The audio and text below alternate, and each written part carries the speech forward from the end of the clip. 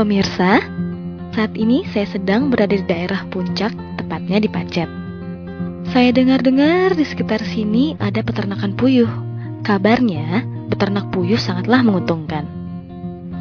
Saya jadi ingin tahu seperti apakah sosok puyuh dan cara beternak unggas ini. Yuk, ikuti saya terus.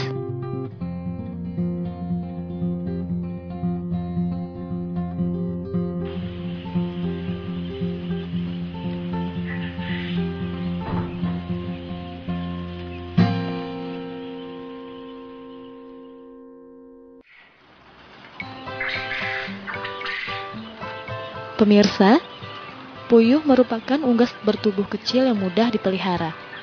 Hewan ini juga mudah beradaptasi terhadap lingkungan sekitar dan tidak mudah terserang penyakit. Namun, jangan salah, meskipun bertubuh kecil, unggas ini sangat lincah mengais untung.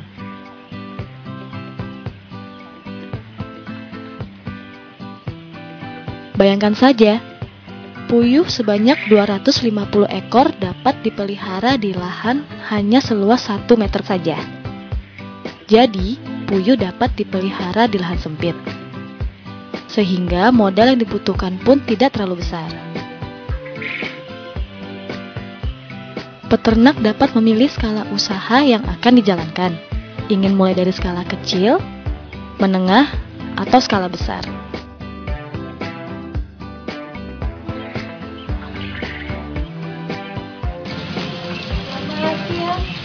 Pak Selamat ya? Iya. Iya, ini Bapak sedang apa nih Pak? Biasa melakukan kegiatan rutin kontrol puyuh. Oh gitu. Banyak banget ya Pak. Ini kira-kira ada berapa ekor sih Pak untuk Di lokasi lokasi satu ini? kandang ini ada sekitar 15.000 ekor. 15.000 ekor? Iya. Banyak banget ya. Jadi terus untuk jenis-jenis puyuhnya nih kira-kira ada apa jenis Pak? Jenis puyuhnya? Yang kita budidayakan ini jenisnya satu macam sebenarnya, yaitu strain Cotternic japonica. Itu dari Jadi negara negara asalnya mana? sebenarnya dari Amerika Latin, tapi Indonesia impor dari Jepang.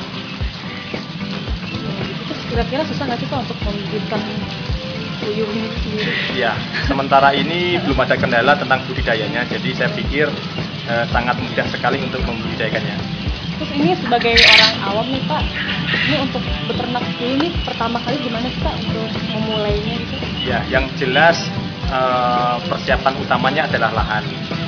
Lahan nomor satu, kedua kemudian sarana produksi ternaknya harus ada juga, kemudian ketiga yang jelas bibit dan pakan. Ya, kalau untuk lahan, karena puyuh ini tergolong efisiensi sekali dalam penggunaan lahan, saya pikir semua masyarakat petani bisa membudidayakannya. Kemudian yang kedua, sapronaknya, yaitu berupa bibit maupun pakan. Selama ini kita bisa memberikan inspirasi kepada para petani dengan menyediakan bibit-bibit maupun pakan ternaknya serta program medikasinya atau obat-obatan serta vitaminnya. Gitu ya. Ini kan kelihatannya bentuknya sama semua nih Pak, ini untuk Ya. membedakan jenis antara betina dan jantan itu bagaimana sih Pak? Iya, kita ada dua teknologi. Yang pertama, saat dia lahir umur sehari dengan pola warna bulu, dengan genetika yang kita terapkan sudah mempunyai pola warna coklat untuk betina dan jantan untuk warna hitam. Ya, selain itu, selain dengan cara sexing umur sehari atau pemilihan jenis kelamin, puyuh bisa dilihat secara fisik pada umur 21 hari dengan melihat pola warna bulu dada. Ya.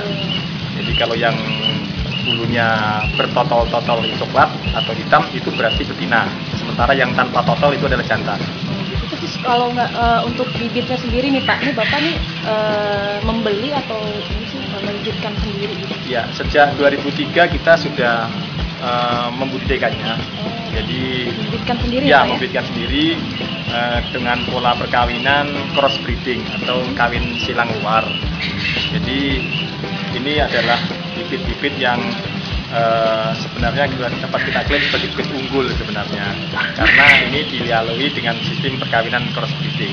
Ini kawinnya secara alami nih Pak ya, nggak Alami, kawin betul. suntik ya Pak ya? Belum. Oh belum. Puyuh karena dia tergolong kecil ininya, postur tubuhnya kecil sehingga handling untuk memasukkan sperma ke dalam ovari betina itu sangat susah. Oke Pak, jadi ini untuk satu tempat ini cukup kandang petelur ya, untuk puyuh petelur aja ya, petelur. Jadi sebaiknya kalau kandang untuk final stock atau kandang yang khusus memproduksi telur konsumsi itu ditempatkan terpisah. Jadi ini adalah telur-telur yang nanti akan kita jual sebagai telur konsumsi.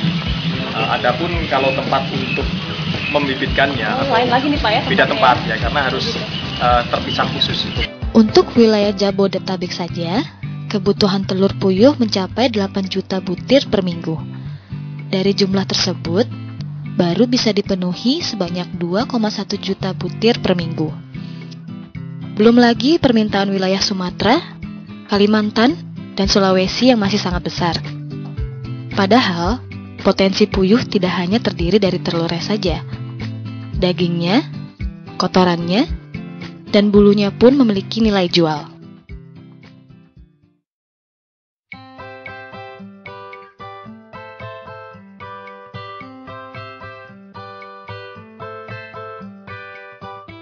Mbak Hani, tadi setelah kita seharian melihat farm, nah inilah produk olahannya. Seperti yang saya bilang dari awal bahwa produk telur puyuh, daging, serta kotorannya bisa dimanfaatkan untuk pemberdayaan lingkungan kita. Telurnya jelas, dagingnya jelas, ikan lelenya juga diberdayakan dari pemberian kotoran puyuhnya tadi. Iya. Jadi termanfaatkan semua. Belum lagi di belakang itu juga ada tanaman pisang. Ya, silakan dicobain, Mbak Ani. Coba ini Pak ya. Pasti luar biasa nih. Memang tidak salah jika beternak puyuh kian digemari. Selain pemeliharaannya mudah dan efisien, omset yang diperoleh dari usaha ini sangatlah besar. Beternak puyuh memberikan beberapa pilihan usaha yang bisa dilakoni.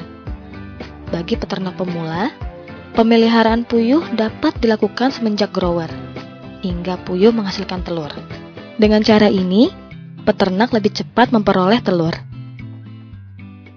Namun, jika sudah memiliki pengalaman dan modal yang cukup, Anda bisa menjadi peternak skala besar dengan melakukan seluruh kegiatan pemeliharaan.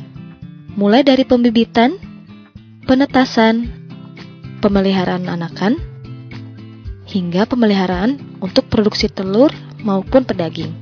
Atau, Anda juga bisa berkonsentrasi di usaha pembibitan saja. Jadi bagaimana pemirsa? Tidak terlalu sulit kan untuk beternak puyuh?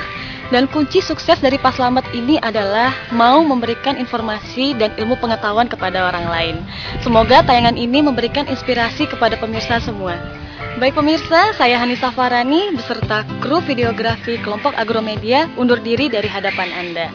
Sampai jumpa pada buku-buku terbitan Agromedia selanjutnya.